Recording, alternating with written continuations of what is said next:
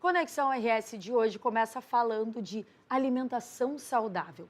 Tem uma dúvida, gente, que é clássica a respeito de uma dupla aí que é o pão e a tapioca. Qual é mais saudável? Pois é, no café da manhã eles são bem populares e também da mesma forma ali que naquele lanchinho da tarde, né? O pão ou a tapioca.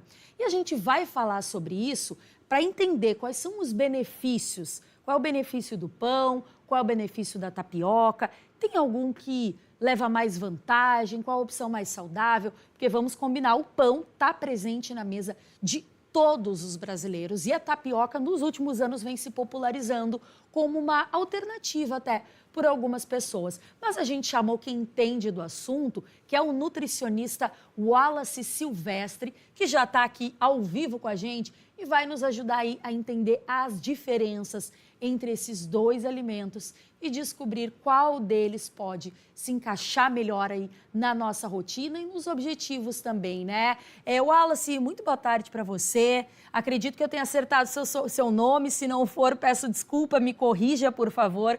Muito bem-vindo ao Conexão RS. Essa dupla tá dando o que falar, né, Wallace?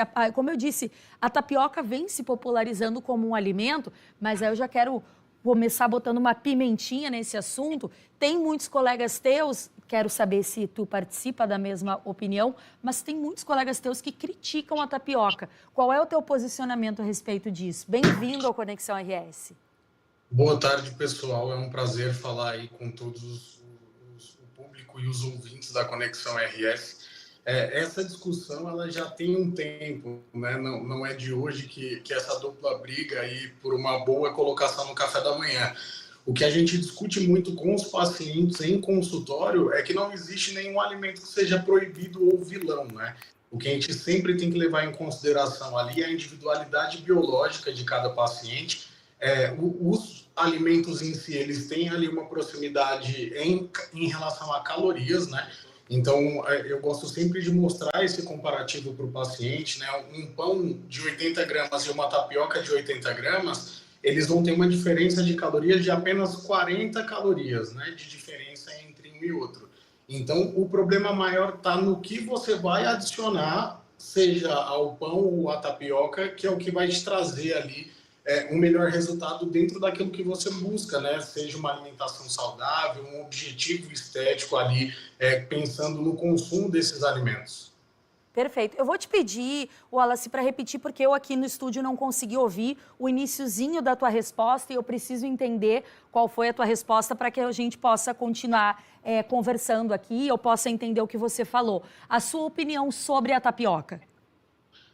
Na realidade, o posicionamento que eu fiz foi, né, não existe um alimento vilão, né? Então, tanto o pão quanto a tapioca, eles têm a entrada ali na alimentação do paciente de uma forma geral. O que a gente tem que identificar é essa relação de individualidade biológica de cada paciente. Se o paciente ele tem intolerância, por exemplo, ao glúten, é desejável, é preferível ali que ele faça o consumo da tapioca por conta dessa intolerância, né? Mas são boas fontes de carboidrato, qualquer um deles pode ser ali enquadrado, né, na dietoterapia ali do consumo.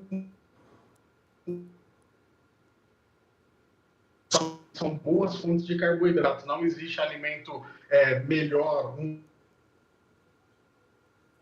Perfeito. A gente tá te ouvindo um pouquinho ruinzinho, acho que tá cortando um pouquinho aqui a internet pra gente, mas vamos tentar ver se a gente consegue seguir agora.